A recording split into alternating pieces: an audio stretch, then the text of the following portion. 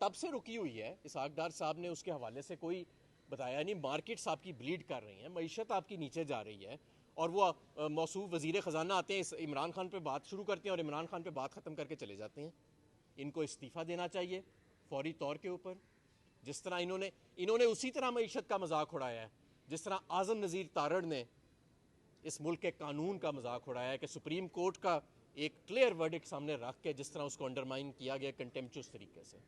इन लोगों को ना इसहाक डार को मईशत की परवाह है, ना आज़म नज़ीर तारड़ को कानून की परवाह है, ना नवाज शरीफ को और शहबाज शरीफ को मुल्क की परवाह है। अगर इन्हें किसी चीज़ की परवाह है तो बस वो NRO लेना था, वो इन्होंने ले लिया है।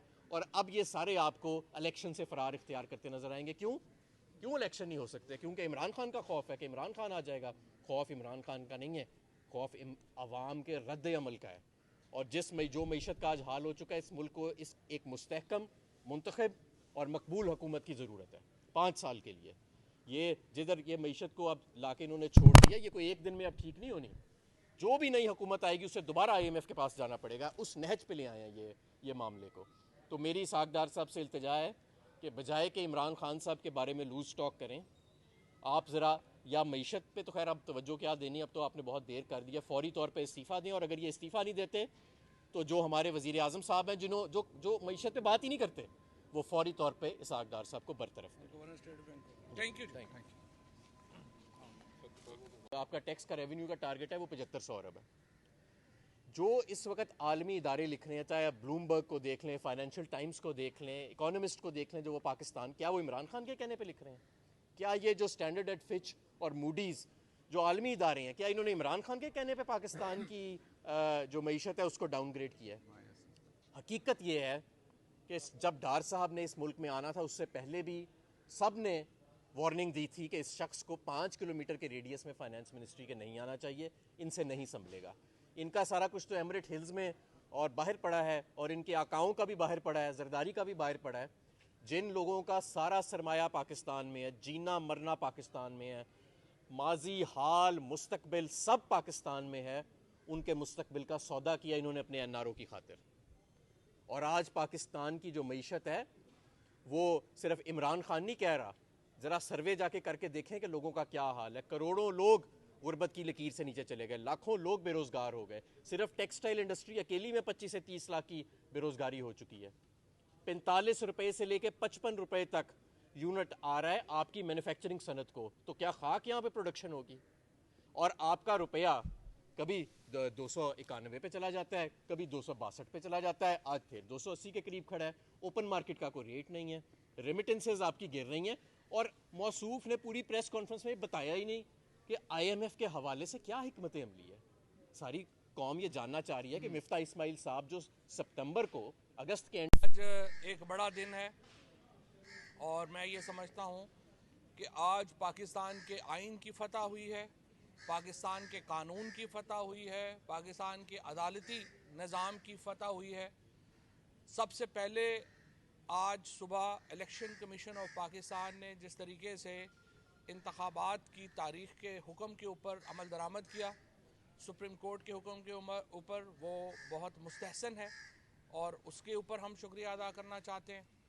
और सदर ममलिकत ने जो तारीख़ दे दी है 30 अप्रैल की बरोज़ इतवार इंतखाबात की, उसके ऊपर हम सदर साहब के मशकूर हैं और उस पर भी मैं आता हूँ। लेकिन इस वक्त जो सबसे बड़ी ख़बर ये है कि लाहौर हाई कोर्ट ने पाकिस्तान तहरीक इंसाफ की जो पटिशन है जो मैंने दायर की थी उसके ऊपर आज एक बड़ा फ़ैसला दिया है और जो तमाम हमारे डिटेन्ड कारकुन और लीडर हैं उनकी फ़ौरी रिहाई का हुक्म जारी कर दिया है।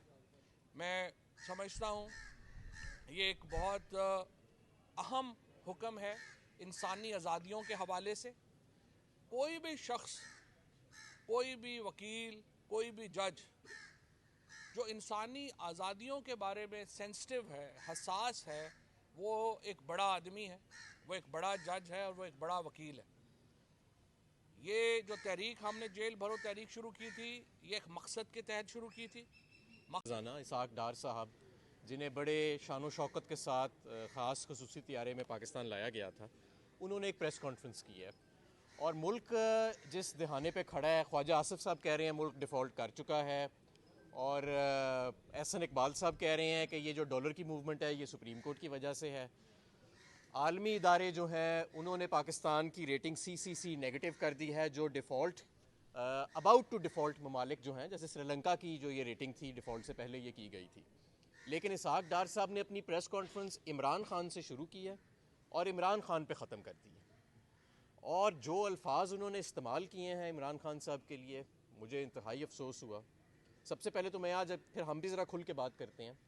इसहाक डार साहब के बारे में ये मशहूर है कि ये अपने नाम के अलावा कुछ भी सच नहीं बताते, लेकिन आज मुझे यकीन हो गया है कि इन्होंने अपना नाम भी ठीक नहीं बताया दुनिया को। इनका बर्थ सर्टिफिकेट चेक करना चाहिए कि इतना इन्होंने झूठ बोला है। हमारी हुकूमत के दौरान 6% पे इकोनॉमिक ग्रोथ थी, और रिजर्व्स देख लें रिकॉर्ड के, 4 मार्च को 17 अरब डॉलर के रिजर्व्स थे, आज 3 अरब डॉलर के रह गए हैं। सिर्फ जो इंटरेस्ट रेट बढ़ा है, शरह सूद बढ़ी है, उससे 1500 से 2000 अरब रुपया सालाना हमें डेट सर्विसिंग हमारी बढ़ गई है। और टोटल जो इस वक्त आपका टैक्स का रेवेन्यू का टारगेट है वो 7500 अरब है। जो इस वक्त आलमी इदारे लिख रहे हैं, चाहे आप ब्लूमबर्ग को देख लें, फाइनेंशियल टाइम्स को देख लें, इकोनॉमिस्ट को देख लें, जो वो पाकिस्तान, क्या वो इमरान खान के कहने पे लिख रहे हैं? क्या ये जो स्टैंडर्ड ख़त्म करने का ऐलान हुआ तो उसके बाद इन तमाम दोस्तों ने जो है वो आज हमने तहरीक इंसाफ की तरफ से, इन लोगों में से किसी ने जो है वो नहीं किया, तहरीक इंसाफ की तरफ से हमने ये पिटीशन फाइल की और आज इन सब लोगों को रिहा करने का हुक्म जो है वो दिया गया है। इंशाअल्लाह ताला कल से पंजाब में जो इलेक्शन कैंपेन है उसका आगाज़ हो रहा है। इमरान खान 40 से ज़्यादा शहरों में कल वीडियो स्क्रीन से ख़िताब करेंगे और कल के बाद इंशाअल्लाह जो पहला जलसा है उसकी भी अनाउंसमेंट कल आ जाएगी। और उसके बाद इमरान खान का जो इस वक्त शेड्यूल है हमारे जलसों का, वो भी जारी कर दिया जाएगा। बाकी सियासी जमातों से भी मैं दरख्वास्त ये करना चाहता हूँ, नामजदगियों पे हुकूमतें नहीं होती। हुकूमत देने का इख्तियार, इक़्तिदार देने का इख्तियार पाकिस्तान के आइन के तहत पाकिस्तान के अवाम को हासिल है, और वो इक़्तिदार अल्लाह ताला की मुकर्रर करदा हदूद के अंदर रहकर उन्होंने चोज़न रिप्रेजेंटेटिव ने, मुंतखब लोगों ने इस्तेमाल करना है। आज लाहौर हाई कोर्ट ने एक और तारीखी फ़ैसला दिया है जिसमें उन्होंने कहा है कि केयर टेकर गवर्नमेंट मनसूबों के इफ्तिताह नहीं कर सकती, बोर्ड्स डायरेक्टर्स जो हैं उनकी अपॉइंटमेंट्स नहीं कर सकती, और वो सिर्फ वो काम करेंगे जिसका इम्पेक्ट 90 दिनों तक होगा।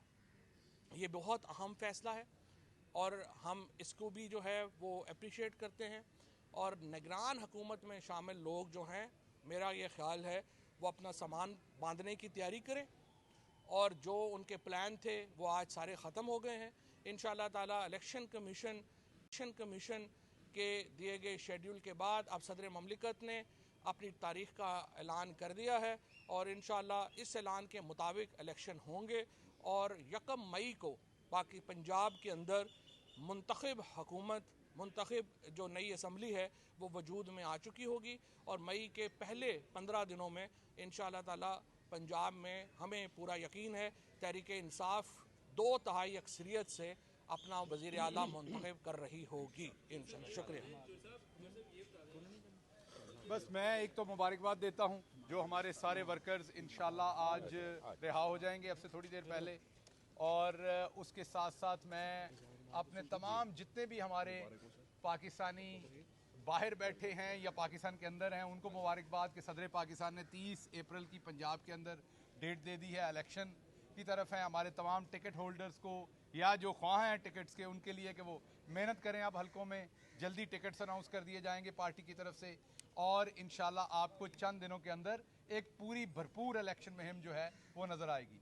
इलेक्शन हो जाए, अवाम अपने रिप्रेजेंटेटिव चुन ले, और उसके बाद इंशाल्लाह पाकिस्तान में आइन और कानून की वापसी होगी। और इस टाइम अभी हमाद आपको बताएंगे कि इस टाइम इकॉनमी के साथ जो डार डायलेमा ने किया है, उस डार डायलेमा की वजह से पाकिस्तान का बिजनेसमैन कहाँ खड़ा है, पाकिस्तान की सिचुएशन कहाँ खड़ी है, और जो तबाही उन्होंने की है और अपनी उस पागलपन के अंदर वो मानने को भी तैयार नहीं है कि उन्होंने तबाही की है। ये कोई भी वकील, कोई भी जज जो इंसानी आज़ादियों के बारे में सेंसिटिव है, हसास है, वो एक बड़ा आदमी है, वो एक बड़ा जज है और वो एक बड़ा वकील है। ये जो तहरीक हमने जेल भरो तहरीक शुरू की थी, ये एक मकसद के तहत शुरू की थी। मकसद ये था कि जिस तरीके से इंतखाबात के इनकाद में जो डिले किया जा रहा था, जो तवालत की जा रही थी, उसके ख़िलाफ़ हमने ये जेल भरो तहरीक शुरू की।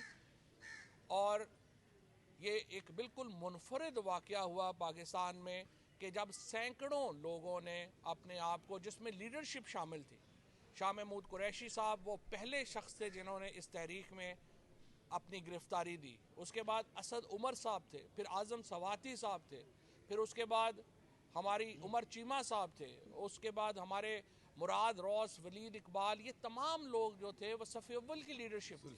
जुल्फ़ी बुखारी, जब रावलपिंडी का मामला आया तो जुल्फ़ी बुखारी ने सबसे पहले जो है वो गिरफ्तारी दी।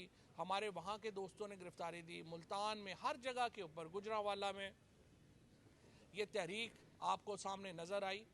और आज लाहौर हाई कोर्ट ने ये एक तारीख़ी फ़ैसला दिया है। और ये तारीख़ी फ़ैसला सिर्फ़ पीटीआई के इस मामले के लिए नहीं है, ये प्रिवेंटिव डिटेंशन का जो लॉ है उसको ही डिफ़ाइन करता है। और जो ये तहरीक थी जेल भरो तहरीक के ऊपर, जिस तरीके से ह्यूमन राइट्स को आज प्रिजर्व किया गया, मुझे बहुत अफसोस है इसके ऊपर कि किस तरह से उन्होंने पॉलिटिकल प्रिजनर्स के ऊपर, मैं आपको बताऊं, जब अंग्रेज़ों के ख़िलाफ़ हिंदुस्तान में ये तहरीक थी तो अंग्रेज़ों का सलूक हिंदुस्तान की क़यादत से बहुत बेहतर था बनिस्बत उसके जो हमारे पॉलिटिकल प्रिजनर्स के साथ किया गया। इन लोगों ने कोई जुर्म नहीं किया था, ये सिर्फ़ हकूमत को और निज़ाम के अंदर रहते हुए इस निज़ाम के जो जबर था, आइन के ऊपर अमल दरामद का मुतालबा कर रहे थे। ये गिरफ्तारियां कानून तोड़ के नहीं हुई, ये कानून के निफाज के लिए की गई थी। और उसके बाद उनको सॉलिटरी कन्फाइनमेंट में रखा गया, उनको बाहर से खाना नहीं दिया गया। शाह महमूद कुरैशी साहब जैसा जो सफ़े अव्वल का लीडर है, उसको 4 दिन ना दवाई दी गई, उनको ज़मीन के ऊपर जो है वो उनको सोने का कहा गया, बावजूद इसके कि उनकी कमर में दर्द था। और उनको दवाई, पेन किलर तक भी जो है उनको नहीं दिए गए। असद उमर साहब को इसी तरह से एक इंतहाई नागुफ्तबह सूरत हाल में रखा गया। जुल्फ़ी बुखारी साहब को इसी तरीके से रखा गया। जो लोग हमारे सारे कारकुनान थे उनके ऊपर बदतरीन जो सूरत हाल है उसमें उनको रखा गया। उनको प्रिजनर्स वैन में लंबे लंबे जो दूर दराज की जेलें थी वहाँ पे भेजा गया। मकसद सिर्फ ये था कि वो तंग आ जाएं और वो लिख के दें कि हमें फौरी रिहाई चाहिए। लेकिन मैं इन तमाम कारकुनान को सलाम पेश करता हूँ, तहरीक इंसाफ की लीडरशिप को सलाम पेश करता हूँ, जिस जमा मर्दी के साथ इन्होंने ये मुकाबला किया। इस सारी सूरत हाल के मुताबिक इलेक्शन होंगे और 1 मई को बाकी पंजाब के अंदर मुंतखब हुकूमत, मुंतखब जो नई असम्बली है वो वजूद में आ चुकी होगी। और मई के पहले 15 दिनों में इंशाअल्लाह ताला पंजाब में हमें पूरा यकीन है तहरीक इंसाफ 2/3 अक्सरियत से अपना वज़ीर आला मुंतखब कर रही होगी इंशाअल्लाह। शुक्रिया। बस मैं एक तो मुबारकबाद देता हूं जो हमारे सारे वर्कर्स इंशाल्लाह आज रिहा हो जाएंगे अब से थोड़ी देर पहले। और उसके साथ साथ मैं अपने तमाम जितने भी हमारे पाकिस्तानी बाहर बैठे हैं या पाकिस्तान के अंदर हैं उनको मुबारकबाद कि सदर पाकिस्तान ने 30 अप्रैल की पंजाब के अंदर डेट दे दी है। इलेक्शन की तरफ है। हमारे तमाम टिकट होल्डर्स को या जो ख्वाह हैं टिकट्स के उनके लिए कि वो मेहनत करें। अब हलकों में जल्दी टिकट्स अनाउंस कर दिए जाएंगे पार्टी की तरफ से और इंशाल्लाह आपको चंद दिनों के अंदर एक पूरी भरपूर इलेक्शन मुहिम जो है वो नज़र आएगी।